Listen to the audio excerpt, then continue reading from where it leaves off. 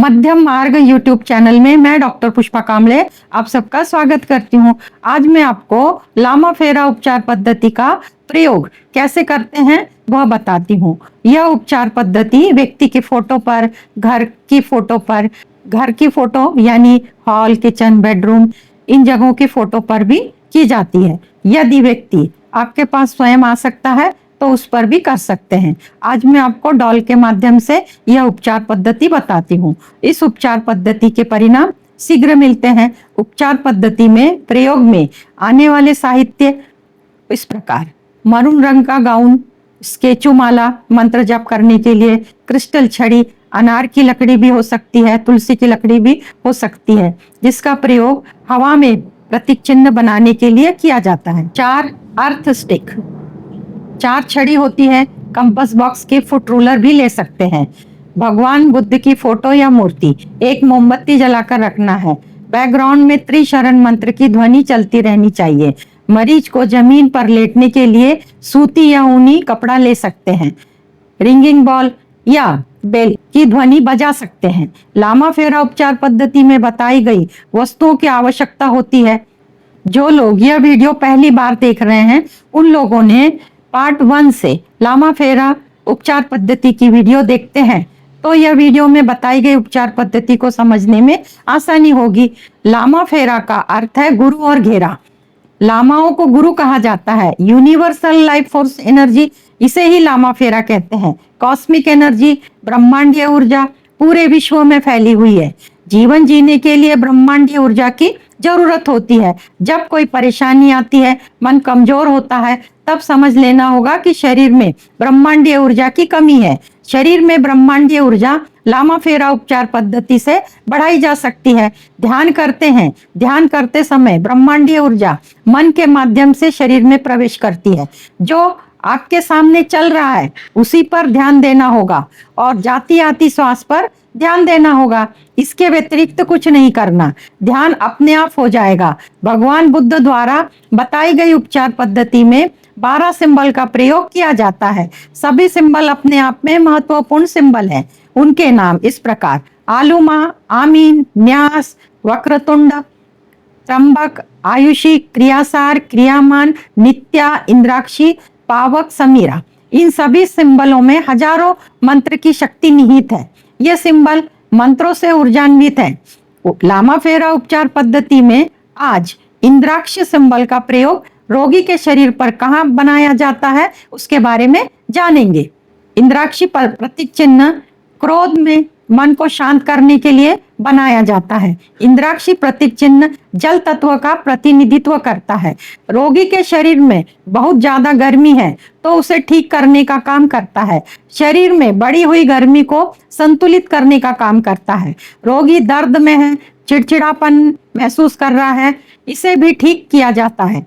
थकावट दूर करने के लिए, बीमारी ठीक करने के लिए, बुखार ठीक करने के लिए, मन को शांत करने के लिए, भ्रम की स्थिति को दूर करने के लिए, भ्रमित विचारों को दूर करने के लिए, विचारों में स्पष्टता लाने के लिए, निडर बनने के लिए इंद्राक्षी प्रतीक चिन्ह का प्रयोग किया जाता है। यदि पालतू जानवर गुस्से में आकर नुकसान करता है तो पालतू जानवर को भी गुस्से से शांत किया जा सकता है। इंद्राक्षी प्रतीक चिन्ह शरीर में जहां दर्द है, जहां आवश्यकता है, मूलाधार चक्र से आज्ञा चक्र तक बनाया जा सकता है। बनाते समय 3 बार ओम का उच्चार करना होता है और 3 बार धन्यवाद देना होता है। यह उपचार पद्धति का कोई साइड इफेक्ट नहीं होता, सिर्फ लाभ होता है। प्रतीक चिन्ह चक्रों पर बनाया जाता है। चक्रों से संबंधित जानकारी और उनको चक्रों को ऊर्जान्वित करने के लिए मंत्र को जानते हैं। लामा फेरा उपचार पद्धति में मरीज का उपचार करने के पूर्व भगवान बुद्ध का त्रिशरण बोलना जरूरी होता है। बुद्धम शरणम गच्छामि, धम्मम शरणम गच्छामि, संघम शरणम गच्छामि।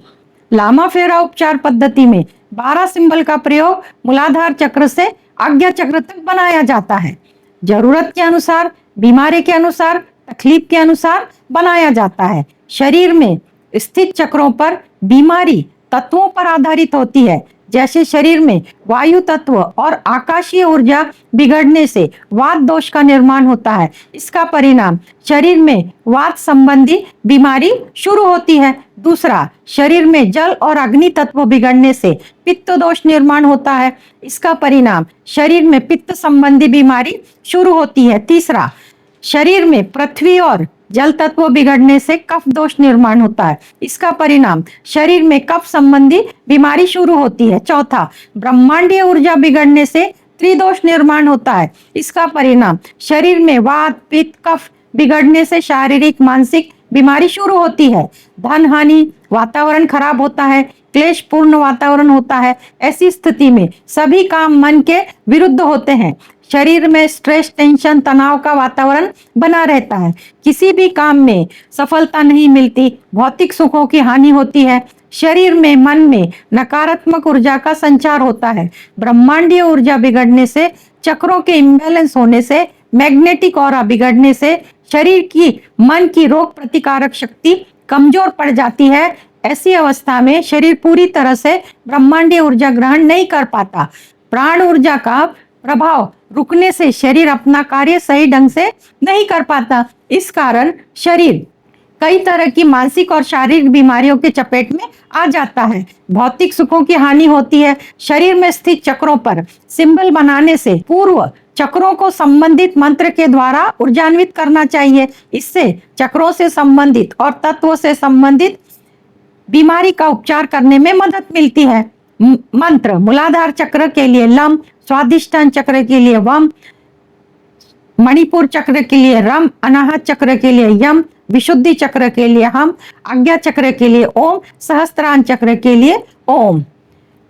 संबंधित मंत्र प्रत्येक चक्र पर मुद्रा की सहायता से 7 बार करना चाहिए। एकाग्र चित्त से मंत्र करते हैं तो ब्रह्मांडीय ऊर्जा मन के माध्यम से शरीर में प्रवेश करती है।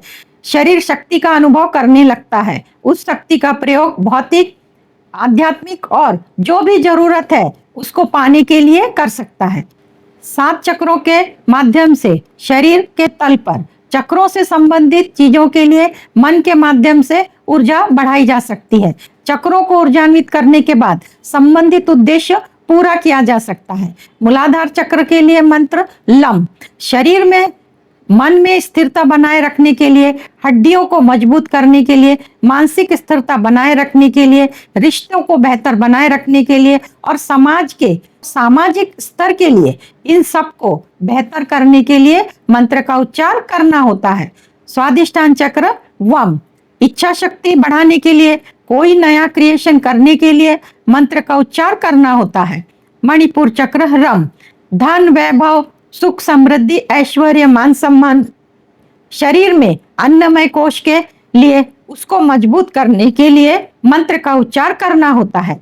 अनाहत चक्र मंत्र यम, प्रेम के लिए, रिश्तों के लिए, शरीर तल पर अपने प्राण के लिए, अपने आप से प्रेम करने के लिए, समाज के लोगों के साथ अच्छे संबंध बनाए रखने के लिए मंत्र का उच्चार करना होता है।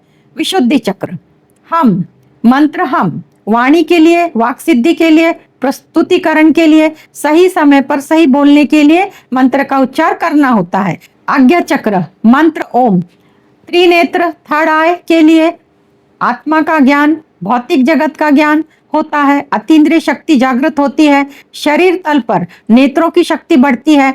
आज्ञा चक्र ऊर्जान्वित होने से भीतर का ज्ञान होता है। सहस्त्रान चक्र ओम, अपने आप को शक्ति से भरने के लिए, किसी भी प्रकार का डिप्रेशन होता है उससे राहत पाने के लिए, किसी भी प्रकार की चिंता है उससे मुक्ति पाने के लिए, किसी भी कार्य में सफलता पाने के लिए मंत्र का उच्चार करना जरूरी होता है। मानव शरीर में 24 तत्व होते हैं। उनका विभाजन इस प्रकार 5 भागों में। पहला पंच तत्व पृथ्वी जल अग्नि वायु आकाश। 5 ज्ञान इंद्रियां नाक जिह्वा आंखें चर्म कान। 5 कर्म इंद्रियां मुंह हाथ पैर प्रजनन अंग गुदाग्रह। 5 तन मात्रा गंध रस रूप स्पर्श शब्द। 4 अंतःकरण मन चित्त बुद्धि अहंकार। इन सब पर मंत्रों से, मुद्रा से, साधना से उपचार करना होता है, तब मन की इच्छा पूरी होती है। शरीर में 24 तत्व होते हैं और 24 तत्वों में 7 चक्र, 5 तत्व, 3 नाड़ियां, इनको ऊर्जान्वित करने के लिए इनके मंत्र होते हैं।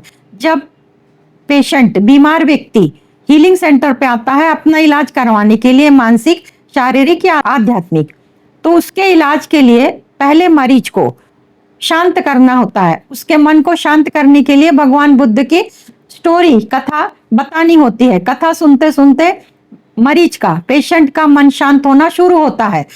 बौद्धकालीन स्टोरी बताना शुरू करते हैं, जिससे पेशेंट का मन धीरे धीरे शांत होना शुरू होता है। और जब मन शांत होता है तो उस पर शीघ्र इलाज होता है और वो स्वयं को अच्छा महसूस करने लगेगा। तो शुरू करते हैं भगवान बुद्ध के समय की स्टोरी।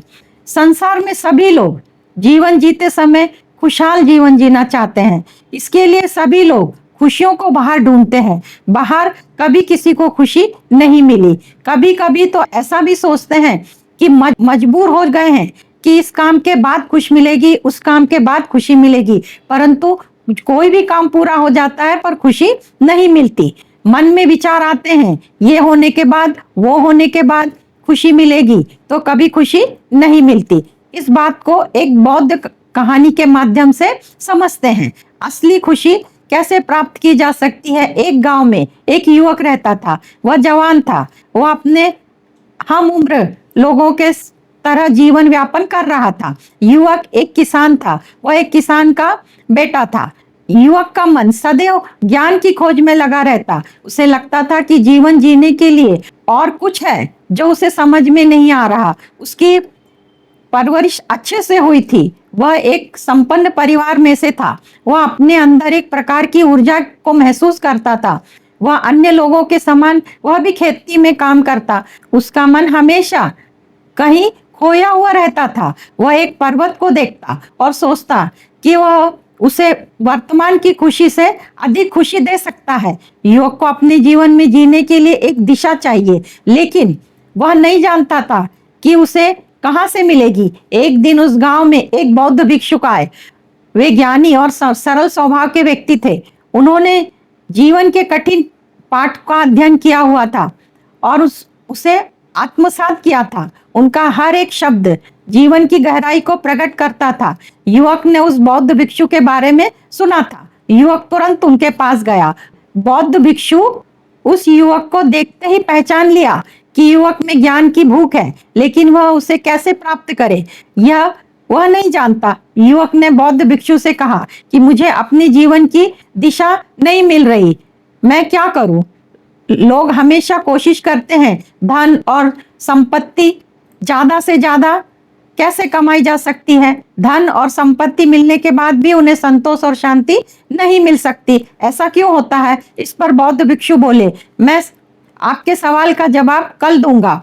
कल सुबह उठते ही तैयार रहना, हम एक यात्रा पर जाएंगे। यात्रा के दरमियान मैं तुम्हें तुम्हारे प्रश्न का उत्तर दूंगा। अगली सुबह युवक और बौद्ध भिक्षुक एक गांव के एक खेत में पहुंचे। बौद्ध भिक्षुक ने युवक को एक किसान से मिलने के लिए कहा। युवक ने किसान से पूछा, आपकी फसल कैसी है? इस पर किसान दुखी स्वर से बोला, इस साल समय पर बारिश नहीं हुई, मेरी सारी फसल बर्बाद हो गई, अब मैं बहुत चिंता में हूँ। बौद्ध भिक्षु ने युवक से कहा, चलो अब दूसरे किसान से मिलते हैं, और वो दोनों खेत में गए। युवक ने वहां के किसान से भी वही सवाल पूछा, आपकी फसल कैसी? इस पर किसान ने मुस्कुराते हुए कहा, इस साल बारिश नहीं हुई, फसल कम हुई, लेकिन जो हुआ भगवान की कृपा से हुआ है। मैं खुश हूँ, मेरे परिवार को भोजन मिल सकता है। इस पर युवक को हैरानी हुई। युवक बौद्ध भिक्षु से पूछता है कि इस स्थिति में दोनों किसानों की प्रतिक्रिया इतनी अलग कैसे हो सकती है? इस पर बौद्ध भिक्षु बोले, यह जीवन का महत्वपूर्ण पाठ है। खुशी और संतोष बाहरी परिस्थिति पर निर्भर नहीं रहता, बल्कि हमारी मानसिकता पर निर्भर करता है। पहले किसान ने अपने नुकसान पर ध्यान दिया और दूसरे किसान ने अपनी आंतरिक संतोष को महत्व दिया। इस पर युवक कहता है कि अब मैं समझ गया हूं कि सच्चा आनंद हमारी सोच में होता है, ना ही बाहरी सफलता में। इस पर बौद्ध भिक्षु कहते हैं, युवक तुम सही समझ रहे हो। जब हम अपनी दृष्टि को सीमित कर लेते हैं तो हम केवल दुख ही देखते हैं, लेकिन जब हम अपने मन की सोचते हैं तो हर स्थिति में आनंद पा सकते हैं। जीवन का सच्चा आनंद बाहरी चीजों में नहीं, बल्कि हमारे भीतर की शांति और संतोष में है।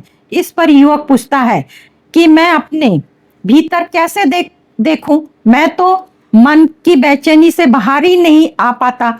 इस पर बौद्ध भिक्षु कहते हैं यही तो सबसे पहली चुनौती है, अपने मन को शांत करना। जब मन शांत हो तब हम अपने भीतर देख सकते हैं। बौद्ध भिक्षु युवक को सिखाना शुरू करते हैं कि ध्यान कैसे किया जाए, ध्यान कैसे किया जाता है। शुरुआत में युवक को ध्यान करने में बहुत कठिनाई हुई।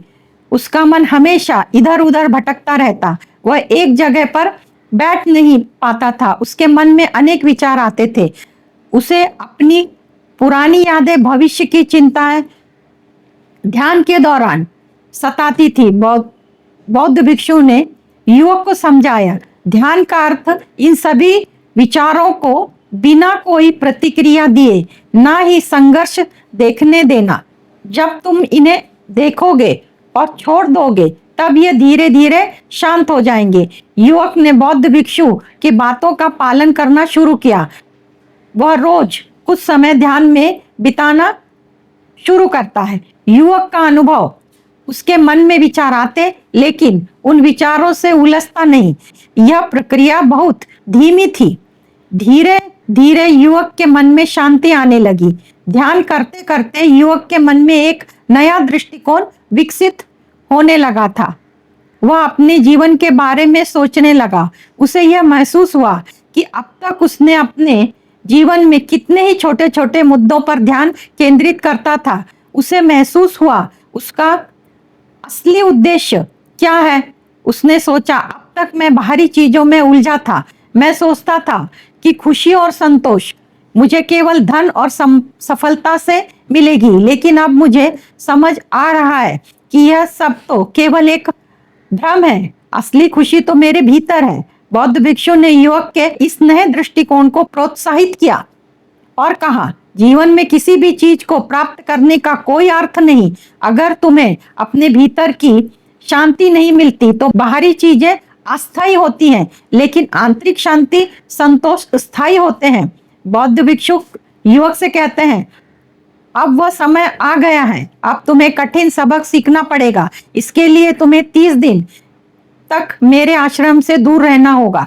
युवक पूछता है, इससे क्या होगा? इस पर बौद्ध भिक्षु कहते हैं कि ये मेरी आज्ञा है। 30 दिनों तक दूर रहकर खुद को तैयार करना होगा। इस पर युवक ने कहा, ठीक है।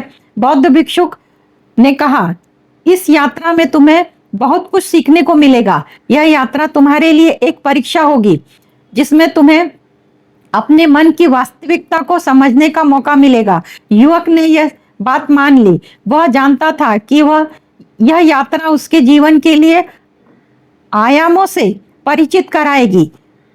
उसने यात्रा शुरू की।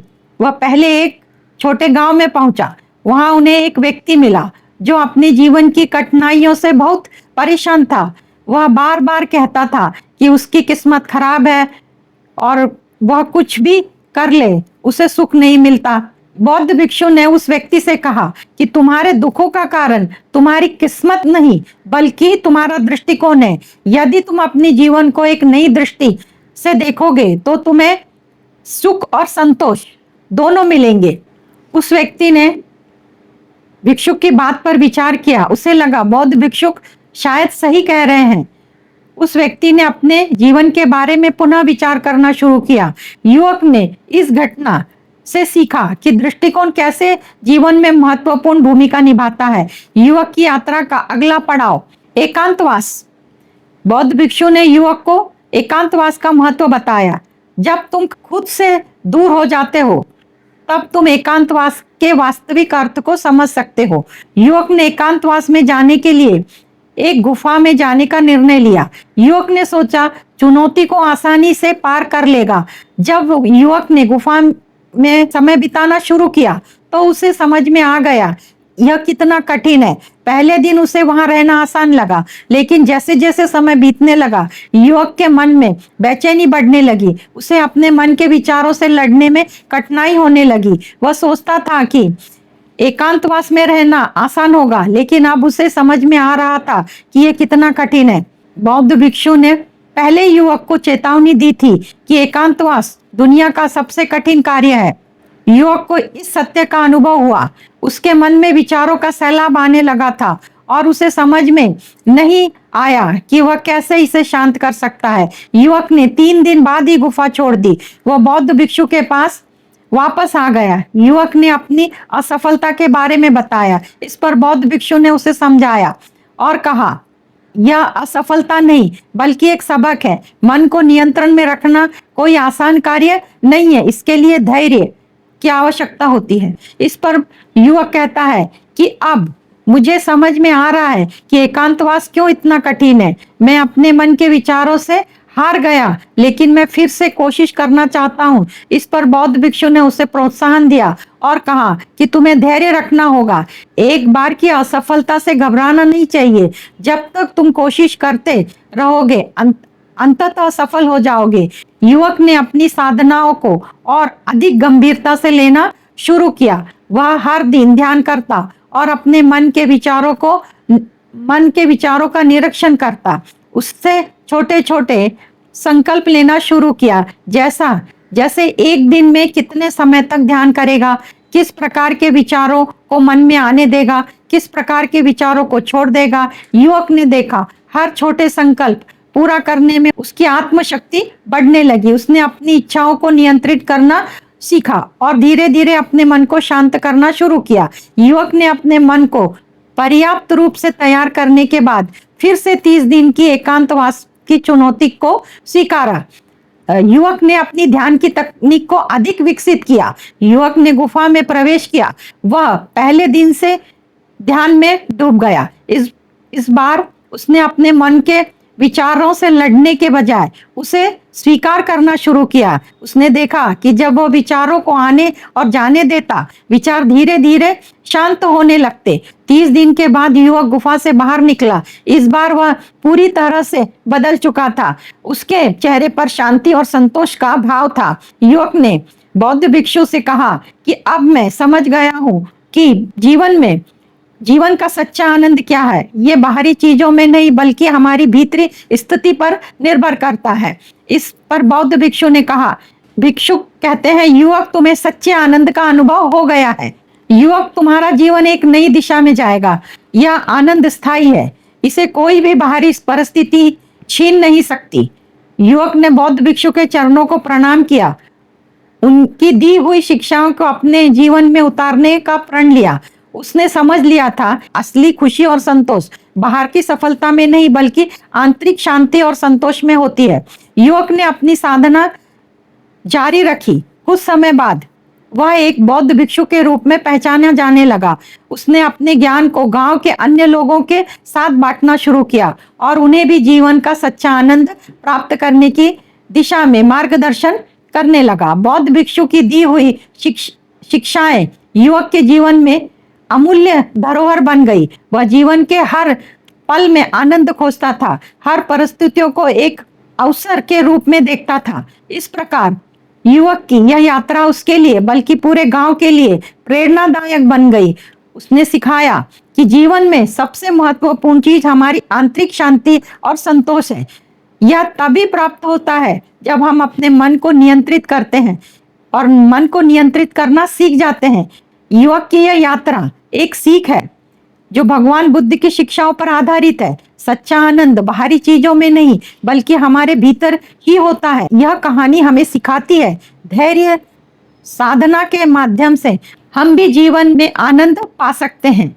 सारांश, खुशी मन की शांति और संतोष में होती है।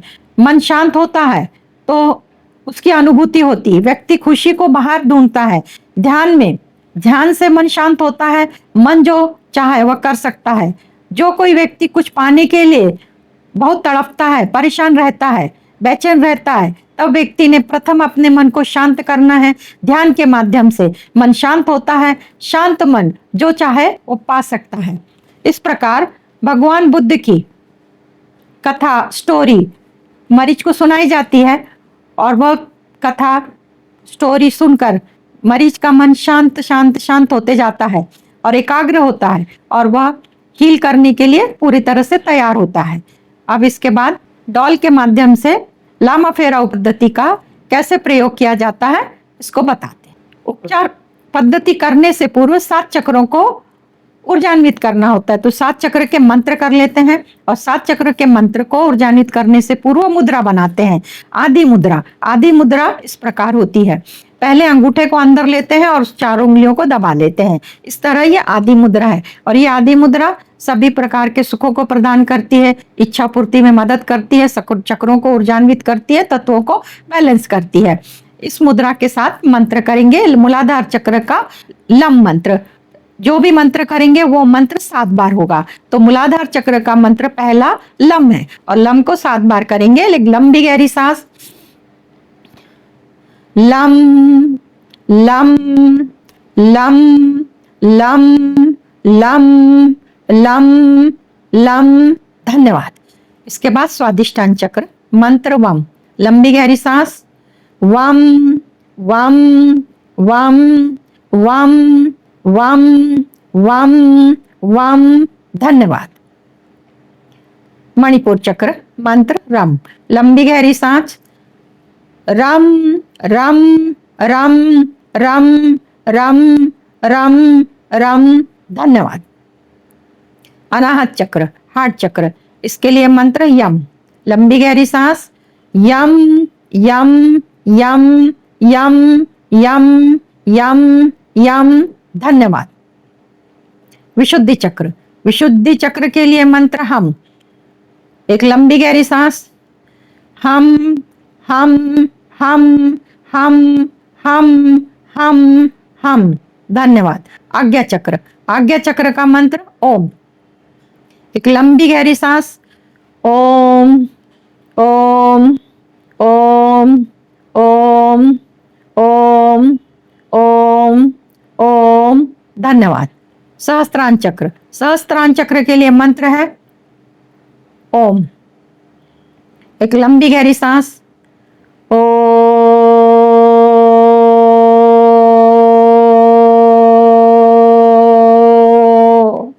धन्यवाद। इस प्रकार 7 बार शांति मंत्र, पवित्र मंत्र का उच्चार करना होता है। इसके बाद मुद्रा खोलने के लिए मुद्रा को 3 बार धन्यवाद देना होता है। धन्यवाद धन्यवाद धन्यवाद। मुद्रा खोलने के बाद अब लामा फेरा उपचार पद्धति का प्रयोग शुरू करते हैं। लामा फेरा उपचार पद्धति शुरू करने से पूर्व जो साहित्य पूर्व में बताए हैं पर उनका प्रैक्टिकल कैसे प्रयोग किया जाता है उसको बताना शुरू करते हैं। ये डॉल पेशेंट के माध्यम से है, भगवान बुद्ध की प्रतिमा, मोमबत्ती जलाकर रखनी है और 4 अर्थ स्टिक होती है जो अर्थ एलिमेंट को बैलेंस करती है। तो पेशेंट के दोनों कंधों के नीचे अर्थ स्टिक को रखना होता है। इस अर्थ स्टिक का रखने का फायदा है पृथ्वी तत्व बैलेंस में शरीर में प्रवेश करता है। जो भी तत्व ज्यादा बैलेंस में प्रवेश करता है तो उससे परेशानी होती है। मरून रंग का कपड़ा क्यों इस्तेमाल करना है? तो मरून रंग के कपड़े के ऊपर किसी भी प्रकार की निगेटिव ऊर्जा का प्रभाव नहीं पड़ता। इस मरून रंग के कपड़े का इस्तेमाल इसलिए किया जाता है पेशेंट को ओढ़ने के लिए। इस प्रकार पेशेंट को मरून रंग के कपड़े से ओढ़ा जाता है। माला है, माला से मंत्र करना होता है, त्रिशरण मंत्र, और छड़ी से जो भी प्रतीक चिन्ह है, प्रतीक चिन्ह आज्ञा चक्र से लेके मूलाधार चक्र तक यहाँ तक बनाए जाते हैं और चक्रों के माध्यम से मूलाधार चक्र तक। पर अगर पैर में, तलवों में कहीं दर्द है तो वहां भी लामा फेरा उपचार पद्धति के सिंबल को बनाया जाता है।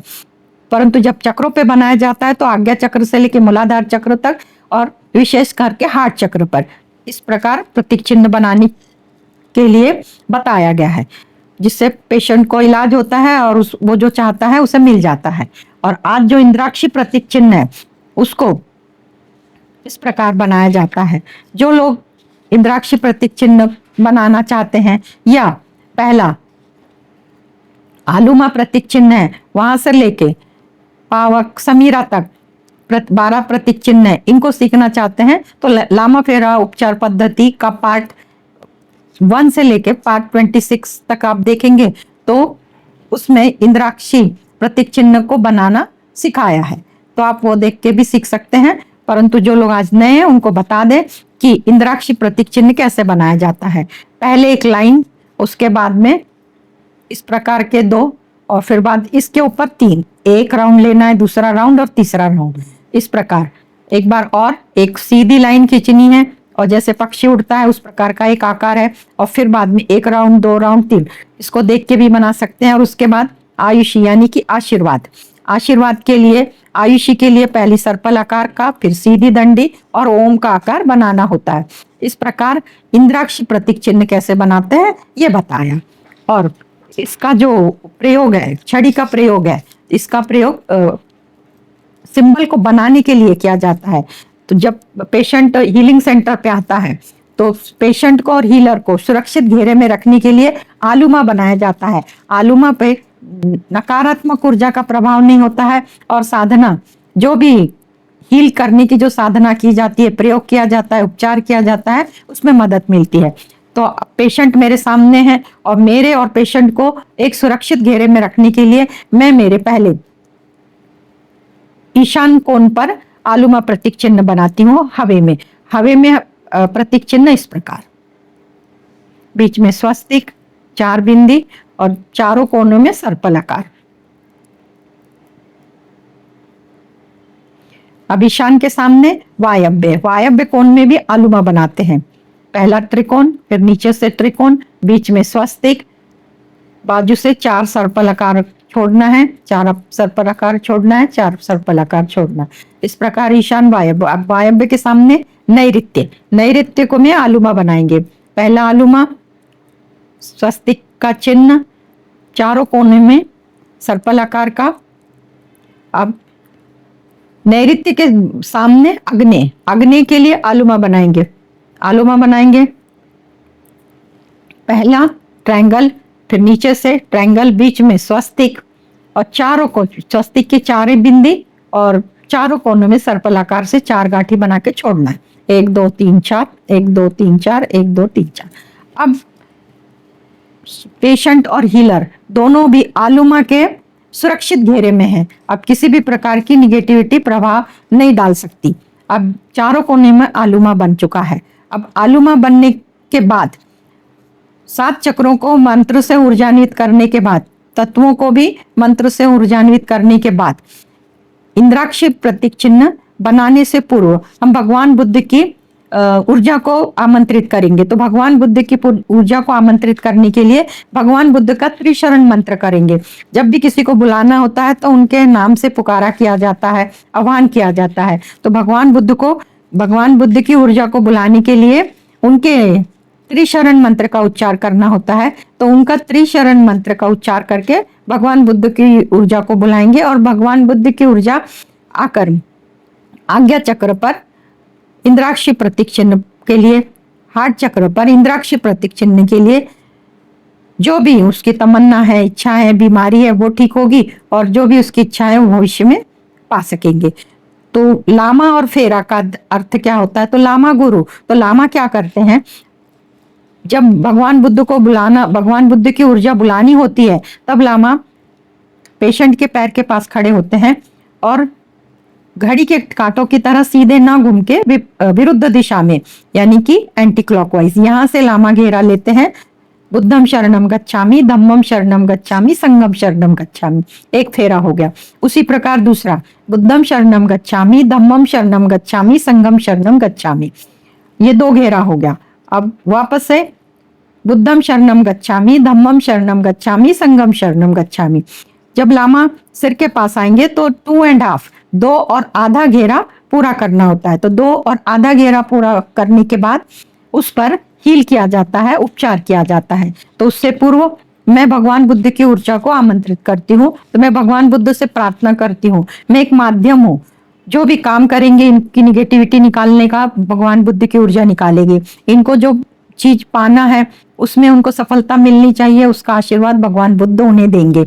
मैं एक माध्यम हूँ और मैं ये बताने की कोशिश कर रही हूँ। अब मैं पहले भगवान बुद्ध को प्रणाम करती हूँ। भगवान बुद्ध, नमो बुद्धाय, आपका आशीर्वाद रहे। मैं आपका मंत्र करती हूँ, त्रिशरण मंत्र, और त्रिशरण मंत्र करने के बाद मैं उपचार पद्धति शुरू करूंगी। पहले भगवान बुद्ध का त्रिशरण मंत्र करते हैं। आपको पहले बता दूं, ये डॉल है, वरना जब कोई पेशेंट होता है तो उसके 2.5 घेरे लेने तक भगवान बुद्ध का पूरा मंत्र हो जाता है। डॉल होने के कारण छोटा अंतर है, इसलिए शांत बैठकर भगवान बुद्ध का ध्यान करते हुए उनकी ऊर्जा को बुलाने के लिए त्रिशरण मंत्र का उच्चार करते हैं। बुद्धम शरणम गच्छामि, धम्मम शरणम गच्छामि, संघम शरणम गच्छामि। बुद्धम शरणम गच्छामि, धम्मम शरणम गच्छामि, संघम शरणम गच्छामि। बुद्धम शरणम गच्छामि, धम्मम शरणम गच्छामि, संघम शरणम गच्छामि। बुद्धम शरणम गच्छामि, धम्मम शरणम गच्छामि, संघम शरणम गच्छामि। बुद्धम शरणम गच्छामि, धम्मम शरणम गच्छामि, संघम शरणम गच्छामि। बुद्धम शरणम गच्छामि, धम्मम शरणम गच्छामि, संघम शरणम गच्छामि। बुद्धम शरणम गच्छामि, धम्मम शरणम गच्छामि, संघम शरणम गच्छामि। बुद्धम शरणम गच्छामि, धम्मम शरणम गच्छामि, संघम शरणम गच्छामि। बुद्धम शरणम गच्छामि, धम्मम शरणम गच्छामि, संघम शरणम गच्छामि। बुद्धम शरणम गच्छामि, धम्मम शरणम गच्छामि, संघम शरणम गच्छामि। बुद्धम शरणम गच्छामि, धम्मम शरणम गच्छामि, संघम शरणम गच्छामि। बुद्धम शरणम गच्छामि, धम्मम शरणम गच्छामि, संघम शरणम गच्छामि। बुद्धम शरणम गच्छामि, धम्मम शरणम गच्छामि, संघम शरणम गच्छामि। बुद्धम शरणम गच्छामि, धम्मम शरणम गच्छामि, संघम शरणम गच्छामि। बुद्धम शरणम गच्छामि, धम्मम शरणम गच्छामि, संघम शरणम गच्छामि। बुद्धम शरणम गच्छामि, धम्मम शरणम गच्छामि, संघम शरणम गच्छामि। बुद्धम शरणम गच्छामि, धम्मम शरणम गच्छामि, संघम शरणम गच्छामि। बुद्धम शरणम गच्छामि, धम्मम शरणम गच्छामि, संघम शरणम गच्छामि। बुद्धम शरणम गच्छामि, धम्मम शरणम गच्छामि, संघम शरणम गच्छामि। बुद्धम शरणम गच्छामि, धम्मम शरणम गच्छामि, संघम शरणम गच्छामि। बुद्धम शरणम गच्छामि, धम्मम शरणम गच्छामि, संघम शरणम गच्छामि। बुद्धम शरणम गच्छामि, धम्मम शरणम गच्छामि, संघम शरणम गच्छामि। बुद्धम शरणम गच्छामि, धम्मम शरणम गच्छामि, संघम शरणम गच्छामि। बुद्धम शरणम गच्छामि, धम्मम शरणम गच्छामि, संघम शरणम गच्छामि। बुद्धम शरणम गच्छामि, धम्मम शरणम गच्छामि, संघम शरणम गच्छामि। बुद्धम शरणम गच्छामि, धम्मम शरणम गच्छामि, संघम शरणम गच्छामि। बुद्धम शरणम गच्छामि, धम्मम शरणम गच्छामि, संघम शरणम गच्छामि। बुद्धम शरणम गच्छामि, धम्मम शरणम गच्छामि, संघम शरणम गच्छामि। बुद्धम शरणम गच्छामि, धम्मम शरणम गच्छामि, संघम शरणम गच्छामि। बुद्धम शरणम गच्छामि, धम्मम शरणम गच्छामि, संघम शरणम गच्छामि। बुद्धम शरणम गच्छामि, धम्मम शरणम गच्छामि, संघम शरणम गच्छामि। बुद्धम शरणम गच्छामि, धम्मम शरणम गच्छामि, संघम शरणम गच्छामि। बुद्धम शरणम गच्छामि, धम्मम शरणम गच्छामि, संघम शरणम गच्छामि। बुद्धम शरणम गच्छामि, धम्मम शरणम गच्छामि, संघम शरणम गच्छामि। बुद्धम शरणम गच्छामि, धम्मम शरणम गच्छामि, संघम शरणम गच्छामि। धन्यवाद। इस प्रकार त्रिशरण मंत्र करके भगवान बुद्ध की ऊर्जा को आमंत्रित किया कि हमें इस कार्य में सहायता करें, आशीर्वाद दें और इस मरीज का इलाज, इस मनपसंद, इनकी जो भी मनपसंद इच्छा है वो पूरी हो जाए। आलूमा बनाने के बाद इंद्राक्ष प्रतीक चिन्ह को इनके आज्ञा चक्र पे और हार्ट चक्र पे बनाएंगे। तो इस प्रकार प्रतीक चिन्ह को बनाने के लिए पहले छड़ी, आप किसी भी दिशा में खड़े हो सकते हैं। अब मैं सामने से बता रही हूँ। लामा यहाँ पर खड़े होके इस तरह बनाएंगे तो चित्र कुछ इस प्रकार दिखेगा कि पहले नीचे डंडी खींचेंगे, उसके बाद ये वाला आकार देंगे और उसके बाद यानी कि यहाँ पे एक गांठ है, यहाँ पे दो गांठें आ जाएंगी। पहले एक सीधी डंडी, उसके बाद एक गांठ, उसके बाद दो गांठ। तो इस प्रकार भी, परंतु अब मैं सामने से हूँ, इस प्रकार बनाऊंगी। यहाँ से एक, पहली एक गांठ, उसके बाद दो गांठें। उस प्रकार इसको हार्ट चक्र पे भी बनाते हैं। पहले एक सीधी लाइन, उसके ऊपर पहली एक गांठ, उसके ऊपर दो गांठें। इस प्रकार इंद्राक्षी प्रतीक चिन्ह आज्ञा चक्र पे बनाया और हार्ट चक्र पे। हार्ट चक्र पे प्रतीक चिन्ह बनाने से जो चाहिए है वो मिल जाता है, और आज्ञा चक्र पर बनाने से जो भी नेगेटिव विचार है, नेगेटिविटी है, पास्ट जन्म से, पिछले जन्मों की जो भी स्मृतियां हैं जिनकी आज जरूरत नहीं है, उनको यहाँ से निकाला जाता है। इसीलिए कहा जाता है लोभ, काम, क्रोध, लोभ, मोह, ईर्ष्या, जलन, अहंकार, इनको से जब व्यक्ति अपने मन से, विचारों में से निकालता है तो उसको हर चीज पाने में आसानी होती है। तो ये अनेक जन्मों का यहाँ पे संग्रह होता है। तो भगवान बुद्ध को हम आमंत्रित करके ये ऊर्जा उनकी ऊर्जा से यहाँ की निगेटिविटी, अनेक जन्मों की निगेटिविटी को निकालने का प्रयास करेंगे भगवान बुद्ध के आशीर्वाद से। और उसी प्रकार हार्ट चक्र पे जब बनाया जाता है तो इनको जो जो चाहिए चाहिए चाहिए, ये भौतिक जग में जो जो चाहिए, इनको जो भी भौतिक सुख चाहिए वो सब मिलना शुरू होता है। तो इस प्रकार मैंने दोनों प्रतीक चिन्ह बनाया और कैसे बनाते हैं उसको भी बताया। अब जब भी कोई प्रतीक चिन्ह बनाया जाता है उसके बाद आयुषी बनाया जाता है। तो मैं आयुषी का अर्थ होता है आशीर्वाद।